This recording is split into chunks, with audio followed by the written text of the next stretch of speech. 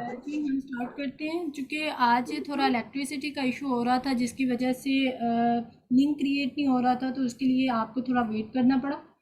तो इंशाल्लाह make sure करेंगे नेक्स्ट क्लासेस में ऐसा कुछ नहीं होगा। और नो इशू मैम। स्टूडेंट्स, आज हमारा लेक्चर है और चूँकि इससे पहले हम बैच कंडक्ट करवा चुके हैं और हमारे बैच 7 के आज थर्ड लेक्चर था, लेकिन बहुत सारे स्टूडेंट्स के न्यू इनरोलमेंट की वजह से हम फिर से ये फर्स्ट क्लास को ही रिपीट करने जा रहे हैं। और फर्स्टली जो कि न्यू स्टूडेंट्स हैं, एक तो ये कि उनका जो बेसिक क्वेरीज होंगी वो रिजॉल्व हो जाएंगी इस लेक्चर में, और जो प्रीवियस स्टूडेंट हैं उनका भी लेक्चर रिपीट हो जाएगा। और ये जैसा कि हम अमेज़ॉन एबीओ होलसेल मॉडल की बात करें तो फर्स्टली जो न्यू कमर हैं उनके माइंड में एक चीज़ होती है, एक बात होती है कि हम किस तरह से इस मॉडल की तरफ मूव ऑन कर सकते हैं और कैसे हम इस मॉडल के थ्रू अर्निंग कर सकते हैं। देखिए, मेन चीज़ जो होती है वो अर्निंग होती है। और फर्स्टली मैं आपको ये बताती चलूँ, चूँकि आपकी एफ़र्ट और जितना टाइम आप इस मॉडल को देंगे, जितना आप वर्क करेंगे इस मॉडल पे, उतने ही आप जल्दी सक्सेसफुल हो जाएंगे। और देखिए, अमेज़ोन की अगर हम बात करें तो इस टाइम पे अमेज़ोन के बहुत सारे मॉडल्स हैं, लेकिन 4 जो बेसिक मॉडल्स हैं वो मैं आपके साथ डिस्कस करती चलूँ। फर्स्ट थिंग तो ये होती है कि अमेज़ोन का जो ड्रॉप शिपिंग बहुत फेमस मॉडल है, और इसके अलावा ऑर्बिट्राज जिसे हम ओपन एसन की प्रोडक्ट भी कहते हैं, ये सेकंड मॉडल है। थर्ड मॉडल पीएल है जिसे हम प्राइवेट लेबल कहते हैं, और फोर्थ मॉडल की बात कर लें तो वो अमेज़ोन एफपीओ होलसेल है। यहाँ पे मैं आपको थोड़ा डिफरेंस बताती चलूँ, क्योंकि जो हमारे पहले स्टूडेंट्स हैं जिनकी आज थर्ड क्लास थी उनके लिए भी ये बातें रेपिटेशन पे हो जाएंगी। यहाँ पे मैं आपको बताती चलूँ कि अगर हम ड्रॉप शिपिंग की बात करते हैं तो वो सेफ जोन मॉडल नहीं है, क्योंकि उसमें अकाउंट सस्पेंड हो जाता है। फर्स्ट थिंग तो ये हो जाती है कि क्योंकि उसमें दिखाना कुछ है, अमेज़ोन पे ला के सेल कुछ कर देते हैं। और जब ज़ाहिर बात है कि एक कस्टमर आया आपके पास, उसने देखा कुछ और उसे रिसीव कुछ और हुआ है, तो उसका ट्रस्ट आप पे बिल्ड नहीं होगा। और वो अगर अमेज़ोन को आइडिया हो जाए कि ये बंदा ड्रॉप शिपिंग कर रहा है तो वहीं पे आपका अकाउंट सस्पेंड हो जाएगा। सेकंड थिंग हम यहाँ पे ये बात करेंगे, जहाँ पे भी मेरी आवाज़ नहीं आएगी आप तक, आपने मुझे मेक श्योर कर देना ताकि वहीं पे हम अपने कनेक्शन को चेक कर लेंगे। सेकंड थिंग हम बात करते हैं आर्बिट्राज की। न्यूली मॉडल आया और बहुत सारे लोग इस पे इन भी हुए हैं, बहुत सारे लोगों ने अपनी प्रोडक्ट को लाइव भी किया, क्योंकि इसमें चाइल्ड अकाउंट के थ्रू भी हम अपना काम कर सकते हैं। और चूँकि चाइल्ड अकाउंट, बेशक आप कहते हैं कि अकाउंट पे मेरा इतनी इन्वेस्टमेंट नहीं लगी, मेरा इतना पैसा नहीं लगा, लेकिन जब भी अमेज़ोन को आइडिया हो जाएगा कि ये बंदा आर्बिट्राज ओपन एसन की प्रोडक्ट पे काम कर रहा है, क्योंकि उसमें अप्रूवल की ज़रूरत नहीं होती, आप कोई भी ओपन एसन की प्रोडक्ट लेके उसे लाइव कर सकते हैं। इसमें इन्वेस्टमेंट कम होती है लेकिन इसमें रिस्क बहुत ज़्यादा होता है। जब भी अमेज़ोन को आइडिया हो जाएगा आपकी इन्वेंट्री वहीं पे स्टॉप हो जाएगी और आपको लॉस होगा।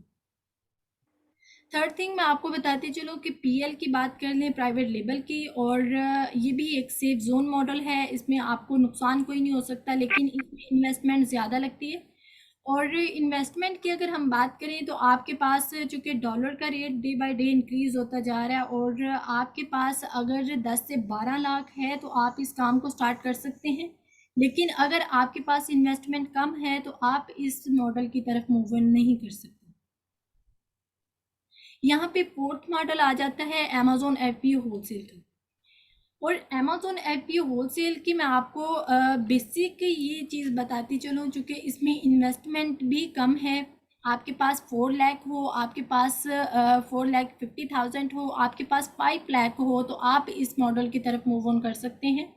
और सेकंड थिंग ये है कि जब आपने इस पे अपना अकाउंट क्रिएट करवाना है तो सम टाइम ऐसा हो जाता है कि क्लाइंट अपना अकाउंट बनवा लेते हैं और बाद में उस पे इन्वेंट्री नहीं मंगवाते, तो आपका बना बनाया अकाउंट भी आप सेल आउट कर सकते हैं।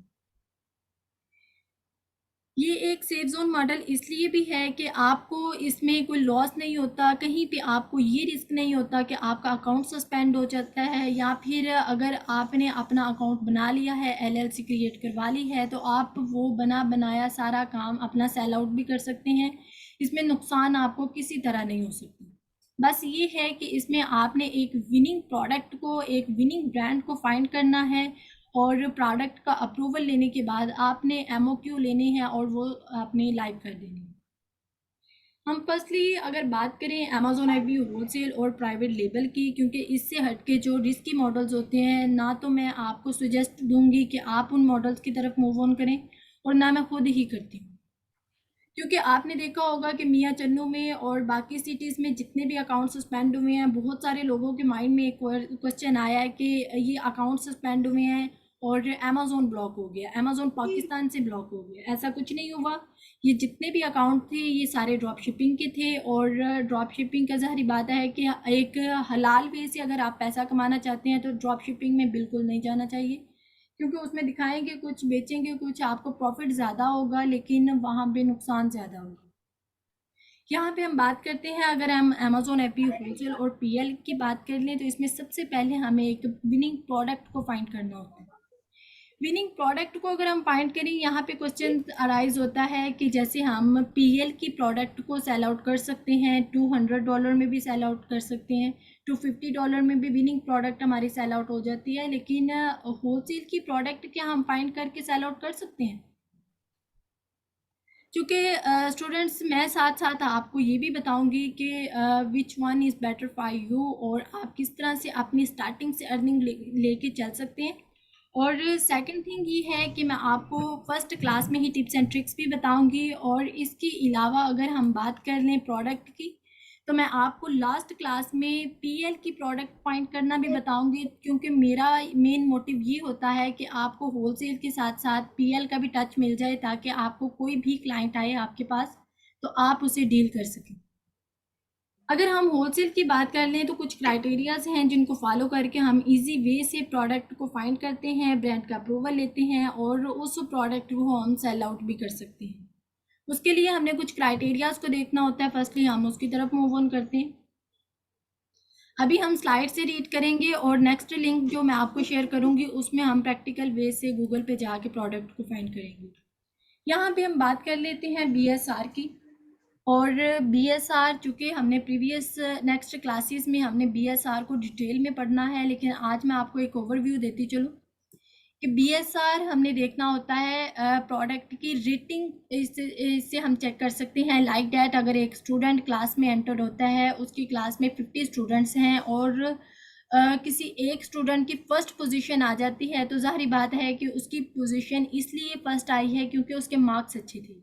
जिसके मार्क्स जितने ज़्यादा अच्छे होंगे उतना ही उसे फर्स्ट पोजीशन मिलती जाएगी और जिसके मार्क्स कम होंगे उसे हम पोजीशन नहीं देते। यहाँ पे बात आती है अमेजोन होलसेल मॉडल में बीएसआर की अगर हम बात करें तो सेम जो क्लास की हमने बात की है उसका उलट कर लें, उसका ऑपोजिट कर लें तो हम यहाँ पे बीएसआर की बात करेंगे। लाइक डैट अगर किसी प्रोडक्ट का बीएसआर 1 होगा तो वो उतनी ही विनिंग प्रोडक्ट होगी, लेकिन अगर किसी प्रोडक्ट का बीएसआर ज़्यादा होगा, 50,000 होगा, तो उतनी ही उस प्रोडक्ट की डिमांड कम होगी। ये बात आपको समझ आ जानी चाहिए क्योंकि बीएसआर बहुत मैटर करता है। अगर किसी प्रोडक्ट का बीएसआर 1 होगा तो आपने कंसीडर करना है कि ये एक विनिंग प्रोडक्ट है, और अगर उसका बीएसआर हाई होगा, 50,000 होगा, तो आपने कहना है कि ये प्रोडक्ट इतनी अच्छी नहीं है लेकिन कंसीडरेबल है, आप कंसीडर कर सकते हैं उस प्रोडक्ट को। यहाँ पे हम बात करेंगे कि बीएसआर अगर आपने चेक करना हो तो 90 डेज़ का बीएसआर आप 50,000 तक कंसीडर कर सकते हैं। नेक्स्ट हम बात करेंगे रिव्यूज़ की। तो रिव्यूज़ में हम बात करें तो जो प्रोडक्ट हम फाइंड कर रहे हैं उसके रिव्यूज़ 50 तक होने चाहिए, 50 से अबव होने चाहिए, 50 से कम नहीं होने चाहिए।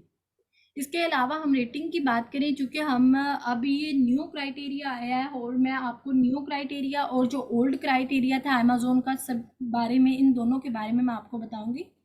और ये जो न्यू क्राइटेरिया है ये हमें कहता है कि रेटिंग किसी भी प्रोडक्ट की 4 होनी चाहिए, जबकि जो ओल्ड क्राइटेरिया था वो हमें बताता था कि रेटिंग 3.5 होनी चाहिए। आफ्टर डैट हम बात करते हैं बाय बॉक्स की। और बाय बॉक्स में मैं आपको बताती चलो अमेजोन एपी होलसेल मॉडल में सबसे मेन जंग जिसे कहते हैं वो बाय बॉक्स की होती है। जितने भी सेलर्स बैठे होते हैं उन सब के पास 1 बाय 1 रोटेशन के हिसाब से बाय बॉक्स जाता है, और जिसके पास बाय बॉक्स होगा उसकी इन्वेंट्री सेल आउट हो जाएगी। क्योंकि अगर तो बाय बॉक्स ना होता तो फिर इस तरह से भी अमेज़ोन पे अपनी प्रोडक्ट को सेल करना टफ हो जाना था। अगर बाय बॉक्स आपको ना मिले तो इसमें भी डिफ़िकल्टी होती है, और मैं आपको ये बताऊंगी कि आपको बाय बॉक्स कैसे मिलेगा और आपकी इन्वेंट्री कैसे सेल होगी। क्योंकि आज की क्लास में हमारी कुछ बेसिक बातें हैं, और इंशाल्लाह मेक श्योर करेंगे कि नेक्स्ट क्लासेस में हम इन सभी चीज़ों को डिटेल में पढ़ेंगे। बाय बॉक्स हमने देखा जाए तो हमारी प्रोडक्ट का रेट जो है वो 15 से लेके 40 तक होना चाहिए, $15 से लेके $40 तक। अगर आपकी प्रोडक्ट का रेट $15 से या $40 से अबव हो जाता है, 15 से कम हो जाता है, तो आप इस प्रोडक्ट पे लैटिन ना कीजिएगा। फिर हम बात करते हैं वेट की, तो वेट हमारा 5 LB तक होना चाहिए। लाइक डैट 5 LB कहते हैं 2.5 kg को। अगर आपकी प्रोडक्ट का वेट 2.5 kg से ज़्यादा होता है तो आप उस प्रोडक्ट को कंसीडर ना कीजिएगा। अगर इससे कम होता है तो आप इस प्रोडक्ट को लैटिन कर सकते हैं, क्योंकि जितना कम वेट होगा उतना हमारा फ़ायदा होगा। इसके अलावा हम बात करते हैं अदर सेलर्स की, तो जो बाकी सेलर एक प्रोडक्ट के साथ मीट करके बैठे होते हैं, यहाँ पे मैं एक चीज़ आपके सामने थोड़ी एलैबोरेट करना चाह रही हूँ कि एक सेलर है, एक ब्रांड है। एक ब्रांड ने अपने साथ सेलर्स को मीट करवाया हुआ है, और वहाँ पे बात आ जाती है कि ब्रांड के आगे जो होल सेलर बैठे होते हैं उनको हम कहते हैं कि आप हमें अप्रूवल दे दें। समटाइम ब्रांड हमारी बात नहीं सुनते, तो फिर हमने होल सेलर के साथ रब्ता करना होता है, और होल सेलर को दूसरे मायनों में डिस्ट्रीब्यूटर भी कह सकते हैं, और इसे सप्लायर भी कह सकते हैं। नाम 3 है, काम 1 है।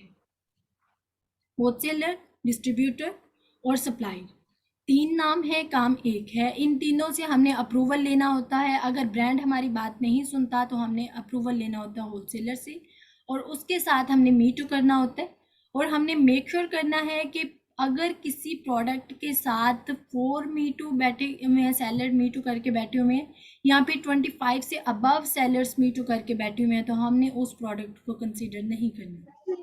क्योंकि अगर 25 से ज़्यादा होंगे तो कंपटीशन आई होगा, अगर 4 या फिर 5 से कम होंगे तो कंपटीशन फिर भी ज़्यादा होगा।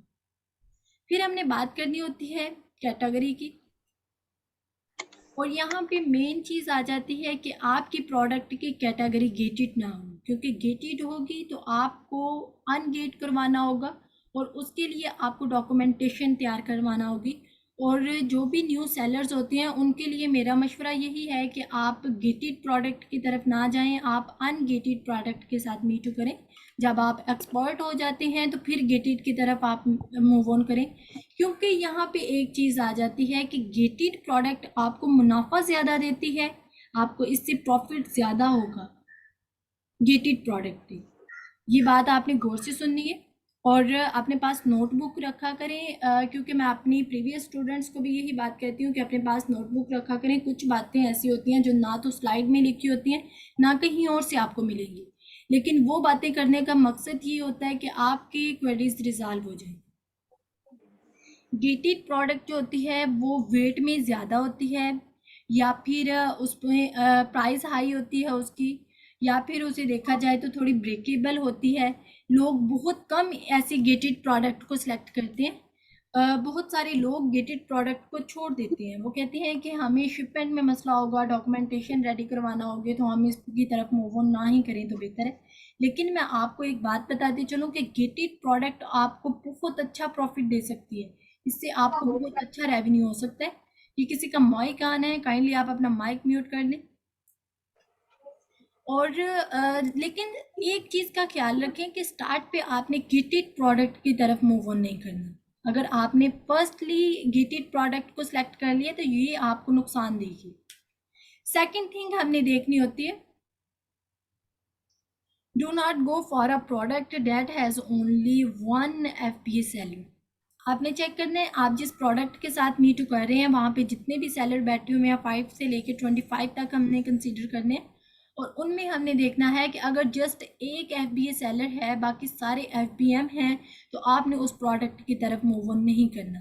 लेकिन अगर एफडीए ज़्यादा है, एफपीएम कम है, तो आप उस प्रोडक्ट को कंसीडर कर सकते हैं।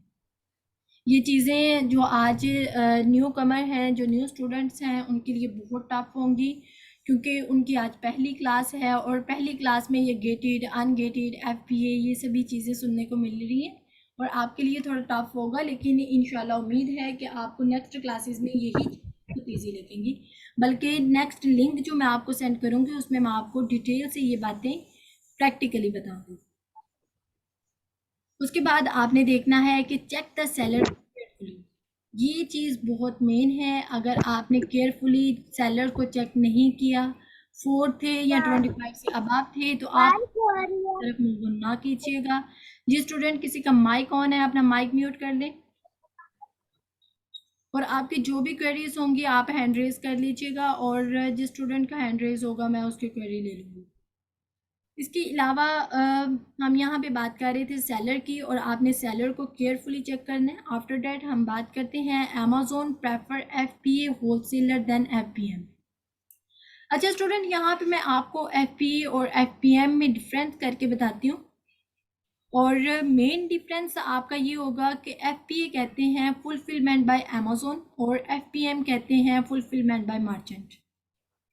यहाँ पे बेसिक क्वेरी जो होती है फुलफिलमेंट बाय अमेज़न और मर्चेंट की, उसमें मैं आपको बताती चलूँ कि जो एफपीएम होते हैं उनको अमेज़न ड्रॉप शिपर कंसिडर करता है, क्योंकि ड्रॉप शिपिंग का दूसरा नाम एफवीएम रख गया है।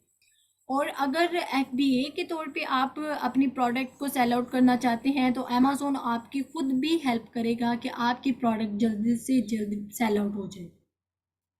यहाँ पे बात आती है कि जो एफबीए होते हैं उन्होंने अपनी प्रोडक्ट को सेलर से लेना है।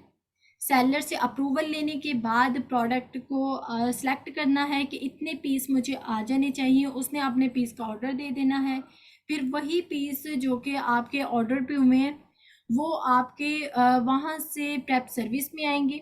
प्रेप सर्विस में चेक होंगे कि कौन सा पीस आपका डैमेज है, कौन सा नहीं है। फिर वहाँ से शिपमेंट होगी प्रेप सर्विस से, तो आपकी प्रोडक्ट जो भी है आपने सेलेक्ट की हुई वो अमेज़न के वेयर हाउस में जाएगी। यहाँ तक आपका काम है। आगे प्रोडक्ट को रिसीव करना, कस्टमर को डील करना, जो भी कस्टमर आएगा उसे डील करना और प्रोडक्ट को पिक करना, पैक करना और शिप करवा देना, ये सारा काम अमेज़न का होगा। और ये सारा काम तब होता है अगर आप एफबीए के तौर पे काम कर रहे हैं। अगर आप एफबीएम के तौर पे काम कर रहे हैं तो फिर आपने प्रोडक्ट खुद ही बाय करनी है, खुद ही कस्टमर को डील करना है, खुद ही प्रोडक्ट को पिक करवाना है, पैक करवाना है और शिप करवा देना है। एफबीएम में सारा काम आपका अपना होता है और इसमें वेयर हाउस भी आपने अपना ही यूज़ करना होता है प्रोडक्ट के लिए। लेकिन यहाँ पे आपको नुकसान ये होता है कि लेट्स सपोज के अगर आपने 5 to 9, 5 to 10 या फिर आपने 3 to 11 का टाइम मेंशन किया हुआ है कि इस टाइम पे जो भी कस्टमर आएगा मैं उन्हें डील करूँगा, मैं ऑनलाइन हूँगा, और किसी वजह से आप उस टाइम पे कस्टमर को डील नहीं कर सकते, आप कहीं पे बिज़ी हैं या फिर अभी जैसा कि हमारा लिंक क्रिएट नहीं हो रहा था क्लास का, और अगर उस टाइम पे मेरे पास कस्टमर आए, वो मुझे ऑफलाइन देखे तो वो सेलेक्ट नहीं करेगा मुझे, वो किसी और के पास चला जाएगा और मेरी इन्वेंट्री सेल आउट नहीं होगी। तो ये नुकसान होता है एफपीएम को कि अगर वो टाइम पे अपने कस्टमर को डील नहीं करता, अगर टाइम पे उसकी इन्वेंट्री कस्टमर तक नहीं पहुंचती, अगर वो टाइम पे उस टाइम पे कहीं और बिजी हो गया, अपना टाइम वो प्रॉपर नहीं दे सकता, तो उसकी इन्वेंट्री सेल आउट नहीं होगी। तो बेहतर यही होता है कि आप अपना काम स्टार्ट करें तो एफबीए के तौर पे करें ताकि अमेज़न अपनी रिस्पॉन्सिबिलिटी ले ले, अपनी रिस्पॉन्सिबिलिटी पे कस्टमर को डील करे, कस्टमर के साथ प्रोडक्ट की डीलिंग करे और प्रोडक्ट को पिक पैक शिप सारा काम अमेज़न खुद करे। और स्टार्टिंग पे मैं आपको ये बताती चलो कि आप चूँकि न्यू सेलर होंगे, आपने एफपीएम की तरफ नहीं जाना। दूसरी चीज़ ये है कि आपने स्टार्टिंग पे गेटेड प्रोडक्ट को सिलेक्ट नहीं करना। जो चीज़ें आपको स्टार्टिंग पे नुकसान देंगी वो मैं आपको साथ साथ बताती चलूँगी। यहाँ पे बात आती है रिव्यूज़ की और रेटिंग की, और ये दोनों बहुत ही मैटर करती हैं बाय बॉक्स के लिए। लेकिन बहुत सारे लोगों का कहना होता है कि अगर बाय बॉक्स इस टाइम पे $15 पे स्टॉप है तो हम अपनी प्रोडक्ट का रेट 14 कर देते हैं ताकि हमें बाय बॉक्स मिले। तो ऐसा बिल्कुल नहीं करना चाहिए, इसमें आपका बहुत नुकसान हो सकता है। और स्टार्टिंग पे अगर प्रॉफिट नहीं हो रहा तो नुकसान भी ना करें अपना। आगे बात आ जाती है बीएसआर की, और बीएसआर में मैं आपको बताती चलूँ।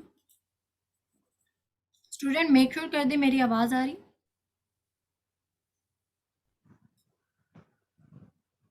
जी मिस। यस यस मैम, आ रही है। जी ठीक हो गया। स्क्रीन शेयर है आपसे?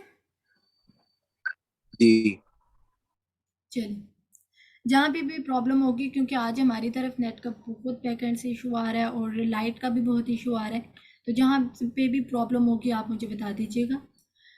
यहाँ पे हम देख रहे थे कि हमने बीएसआर को कंसीडर करना होता है। जो भी प्रोडक्ट आप लेट इन करते हैं उसमें आपने देखना है कि बीएसआर 90 डेज़ का और 180 डेज़ का बहुत मैटर करता है, और ये बीएसआर प्रॉफिटेबल होना चाहिए। अगर इतने बीएसआर में प्रॉफिट नहीं आ रहा तो प्रोडक्ट को सिलेक्ट नहीं करना।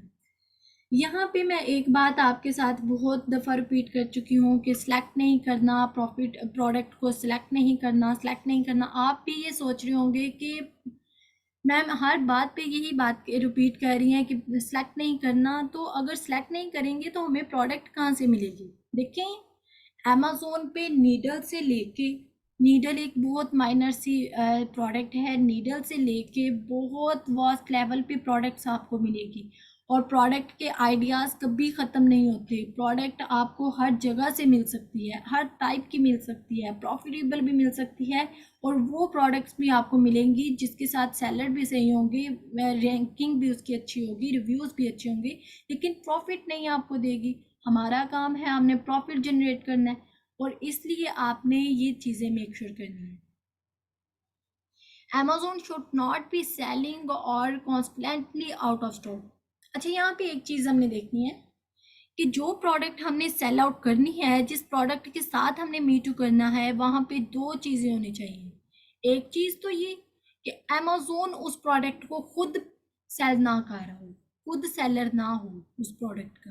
दूसरी चीज़ ये कि जो ब्रांड है वो अमेज़ोन पे खुद सेल आउट ना कर रहा हो। लाइक दैट ब्रांड ने आगे सप्लायर, होलसेलर वगैरह तो रखे हुए हैं, लेकिन अगर ब्रांड खुद ही प्रोडक्ट को सेल आउट कर देगा तो ज़ाहिर बात है कि बाय बॉक्स किसी और के पास नहीं जाने देगा। दूसरी चीज़ यहाँ पे आ जाती है कि अगर अमेज़ोन प्रोडक्ट को सेल आउट करने लग गया तो अमेज़ोन ने तो खुद ही बाय बॉक्स की सेटिंग की होती है, और अगर अमेज़ोन खुद प्रोडक्ट को सेल आउट कर रहा है तो फिर अमेज़ोन किसी और के पास बाय बॉक्स जाने देगा? आप में से किसी के पास बाय बॉक्स है तो वो बाकी सभी स्टूडेंट्स क्लास में हैं, तो क्या वो स्टूडेंट चाहेगा कि बाय बॉक्स किसी और के पास जाए? वो तो कहेगा कि मेरी ही इन्वेंट्री सेल आउट होती रहे, किसी और के पास बाय बॉक्स ना जाए। तो आपने उस प्रोडक्ट को सिलेक्ट नहीं करना जिसमें बाय बॉक्स अमेज़ोन के पास जाने के चांसेस ज़्यादा हैं, और ये एक ही सूरत में होता है कि अमेज़ोन खुद प्रोडक्ट को सेल कर रहा होगा, तो वो फिर किसी और के पास बाय बॉक्स नहीं जाने देगा। इसके अलावा हमने बात करनी है कि कौन सी प्रोडक्ट्स ऐसी हैं जो कि आप न्यू सेलर हैं, मैं आपको मना कर रही हूँ कि आपने उन प्रोडक्ट के साथ मी टू नहीं करना। और वो प्रोडक्ट हैं, फर्स्ट वन तो ये है कि इजीली ब्रेकेबल, वो प्रोडक्ट जो कि आसानी से टूटने वाली हो, लाइक दैट के शीशे की बनी हुई कोई प्रोडक्ट है, या फिर फ्लेजाइल नेचर की है जो बेंट हो सकती है। कुछ प्रोडक्ट्स ऐसी होती हैं जो कि शीशे की नहीं बनी हुई, लेकिन वो प्लास्टिक की ही ऐसी होती है कि वो प्रोडक्ट बेंट हो रही है, और थोड़ी सी भी बेंट और ज़्यादा हो जाएगी, अपनी लिमिट से एक्सीड कर जाएगी, तो वो प्रोडक्ट ब्रेकेबल हो जाएगी, वो रास्ते में टूट जाएगी। इसके अलावा हेजमेट लाइक प्रोडक्ट होती हैं जो कि इजीली फायर को कैच कर रही होंगी, लाइक डैट आपने मैं बहुत दफ़ा स्टूडेंट्स को एक एग्जांपल देती हूँ, और जब मैं 1-to-1 कोचिंग की क्लास करवा रही थी तो मेरे स्टूडेंट बहुत हंस रहे थे इस एग्जांपल से कि मैम सिलेंडर कौन पिक पैक और शिप करवाएगा?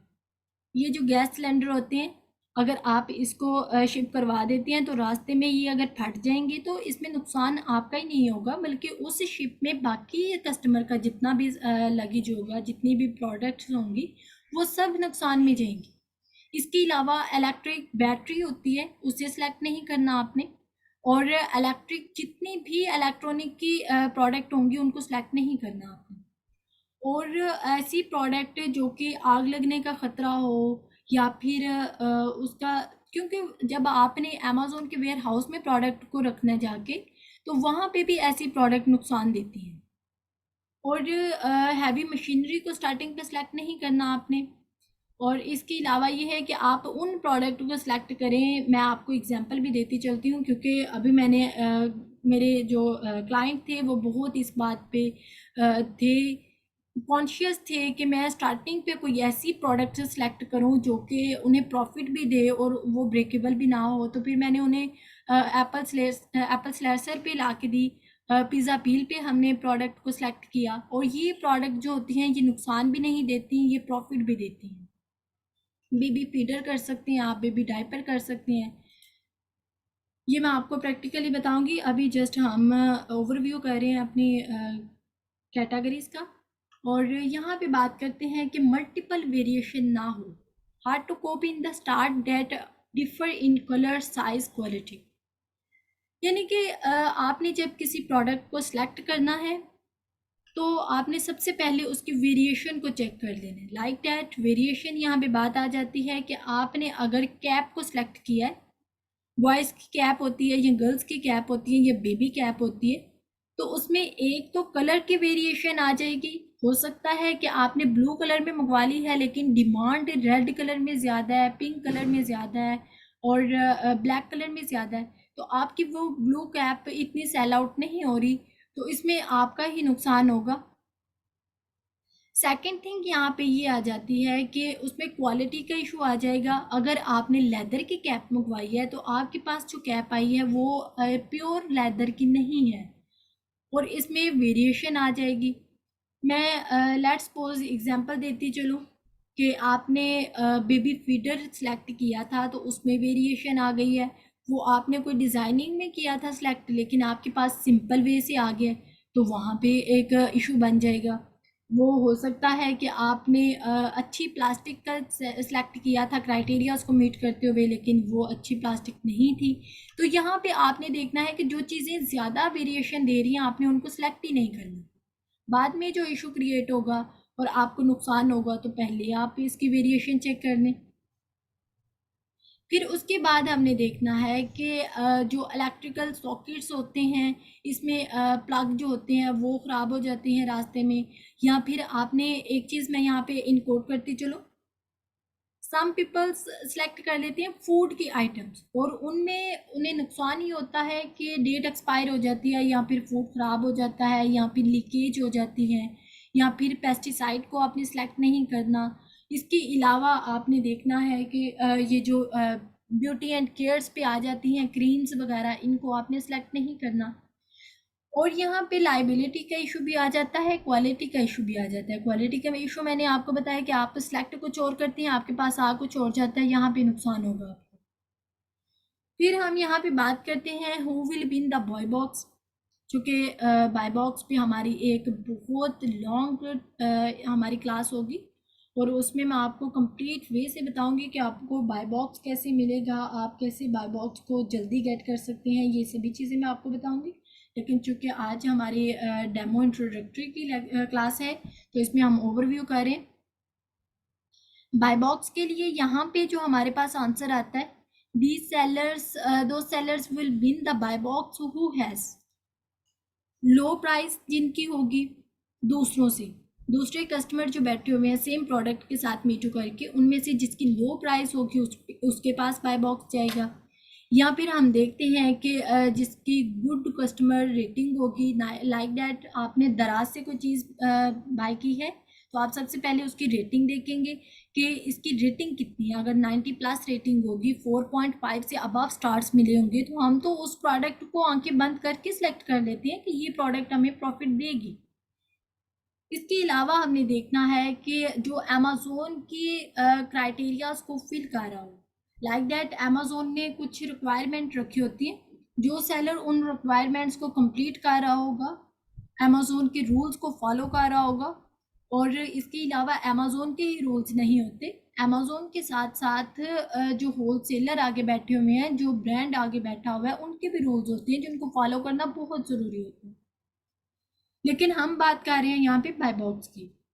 तो बाय बॉक्स आपको बहुत सारे लोगों के माइंड में एक क्वेश्चन है जिन्हें मैं निकालना चाहती हूँ। वो कहते हैं कि प्राइस को कम कर दें, बाय बॉक्स मिल जाएगा। देखिए, लेट्स सपोज अगर आपने प्राइस को कम कर दिया है तो वहाँ पे प्राइस वॉर स्टार्ट हो जाती है, और अगर प्राइस वॉर स्टार्ट हो गई तो फिर प्राइस किसी के हाथों नहीं आएगी। अगर 5 कस्टमर बैठे हुए हैं और पांचों में प्राइस वॉर अगर स्टार्ट हो जाती है कि आपने देखा है कि आपके प्रोडक्ट पे बाय बॉक्स नहीं आ रहा, तो बाय बॉक्स इस टाइम पे जिस कस्टमर के पास है उसके प्रोडक्ट का रेट $18 है। आप सोचते हैं कि बाय बॉक्स मेरे पास आना चाहिए, मैं अपनी प्रोडक्ट का रेट $16 कर देता हूँ। लेकिन यहाँ पे बात याद रखें कि अगर आपने $16 कर दिए, आपके पास अगर बाय बॉक्स आ गया, आपने कम की थी प्राइस, आपके पास बाय बॉक्स आ गए, लेकिन जो बाकी सेलर हैं वो आपकी $16 की प्राइस देखते हुए वो अपनी प्राइस हो सकता है 14 पे ले जाएं, और 14 पे जब वो प्राइस लेके जाएंगे तो आपसे भी बाय बॉक्स से छीन के दूसरों के पास चला जाएगा। और वहाँ पे अगर प्राइस वॉर स्टार्ट हो जाती है तो फिर लो प्राइस होती होती हो सकता है कि आपकी प्रोडक्ट जो आपने बाय की थी, फिर आपने शिपमेंट करवाई थी, वहाँ पे भी चार्जेस आए थे, फिर आपने अमेजोन के वेयर हाउस में प्रोडक्ट को लाए थे तो वहाँ पे भी चार्जेस आए थे, फिर आपने प्रेप सर्विस में लेके गए थे तो वहाँ पे भी आपने चार्जेस पे किए थे। सारा मिल मिला के आपकी प्रोडक्ट टोटल $14 में बन रही है, आप $16 में सेल कर रहे हैं। अगर आपने बाय बॉक्स की प्राइस कम करके आपने कहा कि मुझे प्रॉफिट बेशक ना हो लेकिन मेरी प्रोडक्ट सेल आउट होनी चाहिए, आपने 14 ही कर दी, क्योंकि 14 की आपको खुद प्राइस पड़ रही थी, तो आपने 14 ही कर दी। अब जो बाकी सेलर 13 पे ले गए हैं तो आप फिर कम करके 13 पे ले आएंगे तो आपको नुकसान होगा या फ़ायदा होगा? तो अगर आपने अमेजोन पे भी जाके नुकसान ही करवाना है तो उससे बेहतर है कि आप जाएं ना। तो थोड़ा पेशेंट नहीं दिखाते। बहुत सारे लोग ऐसे होते हैं जो पेशेंट नहीं दिखाते, सब्र से काम लेना पड़ता है। स्टार्टिंग पे पैनिक हो जाते हैं और अपनी प्राइस को कम कर देते हैं तो फिर नुकसान पे जाते हैं। मेरे बहुत सारे कुलीग जो नुकसान पे गए हैं, और मैं उन्हें एक ही चीज़ कहती हूँ कि सब्र कर लें, सब्र का फल मीठा होता है। आप यहाँ पे अगर सब्र कर जाते हैं 2-4 दिन, अगर आपके पास बाय बॉक्स नहीं आता, जितने की प्रोडक्ट आई है उसी पे सेंड कर दें, उसी पे सेल आउट कर दें। प्रॉफिट का भी लालच ना करें। कुछ लोग कहते हैं हमें स्टार्टिंग पे 20% प्रॉफिट आना चाहिए या फिर 40% ROI आना चाहिए, तो यहाँ पे लालच बिल्कुल नहीं करें। आपको अगर स्टार्टिंग पे प्रॉफिट नहीं भी मिलता तो आप जितने की प्रोडक्ट आई है उतने की सेल कर दें, या नुकसान ना हो, और यहाँ पे फ़ायदा ना हो वहाँ पे नुकसान भी ना हो। जितने की आई है उतने की सेल कर दें, ना फ़ायदा ना नुकसान। यहाँ पे आपको एक फ़ायदा होगा कि आपका होलसेलर के साथ ट्रस्ट बिल्ड हो जाएगा, और जितना ट्रस्ट बिल्ड होगा उतना ही नेक्स्ट टाइम आप उनसे प्रोडक्ट को बाय करेंगे तो वो आपको खुद ही डिस्काउंट कर देंगे, क्योंकि अगर उन्हें आइडिया हो जाएगा कि ये हमारा कस्टमर बहुत जिसे कहते हैं ईमानदार है और होनेस्ट है, तो वो आपको नेक्स्ट टाइम पे आपकी होनेस्टी चेक करते हुए आपको हो सकता है कि कम पैसों में प्रोडक्ट दें कि जाएं आप मौज करें, आप इतने प्रोडक्ट की सेल करें और बीच में अच्छा खासा आपको रेवेन्यू मिल जाएगा। और ये कुछ बातें हैं जो कि मैंने आपको स्लाइड के थ्रू बतानी थी, और अब हम मूव ऑन करते हैं अपनी गूगल स्लाइड की तरफ, और वहाँ पे हम प्रैक्टिकली इन बातों को एलैबोरेट करते हैं। यहाँ तक अगर किसी भी स्टूडेंट का कोई क्वेश्चन है तो आप क्वेश्चन करें, और फिर हम प्रैक्टिकली मूव ऑन करते हैं। जी स्टूडेंट्स।